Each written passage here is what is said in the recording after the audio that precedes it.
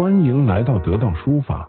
很多书友在楷书上下了很深的功夫，但常常会遇到一个瓶颈，感觉自己的字越写越工整，但也越写越僵硬，失去了书写的乐趣。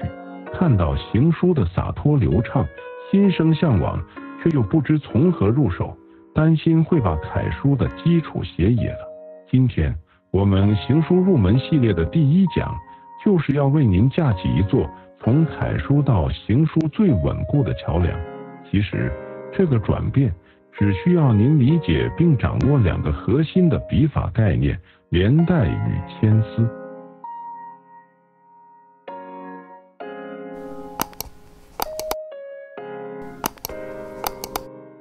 在动笔之前，我们必须先看懂什么是连带呢？简单来说，就是上一笔的收笔直接连着下一笔的起笔，笔画之间有实质的墨迹相连，这就是连带。它让字与字、笔画与笔画之间产生了气脉的流动。那什么又是牵丝呢？牵丝是连带中一种非常特殊、非常高级的形式，它是笔锋在空中快速移动时留下的极细的墨丝，它若有若无，如同游丝，是行书神采的关键。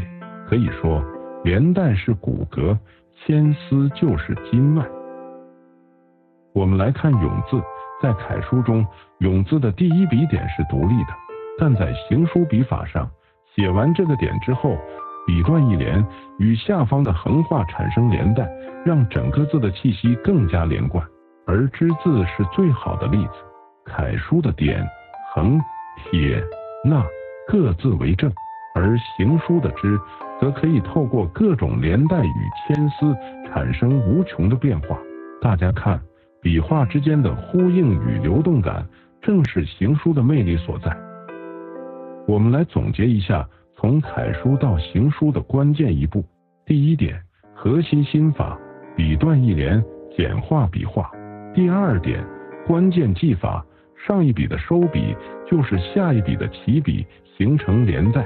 第3点，神采来源，笔锋在空中快速移动，带出细如发丝的牵丝。第4点，练习建议，从简单的字开始，先求连再求丝，切忌刻意描摹。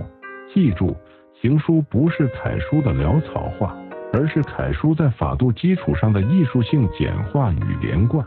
希望今天的内容能为您打开通往行书世界的大门。如果您觉得本期的行书入门教学对您有启发，请一定记得点赞并订阅得到书法，因为接下来我们将会有一整套系统的行书入门课程。您在从楷书到行书的转变中遇到了什么样的困惑？请在下方的留言区分享，让我们一起交流。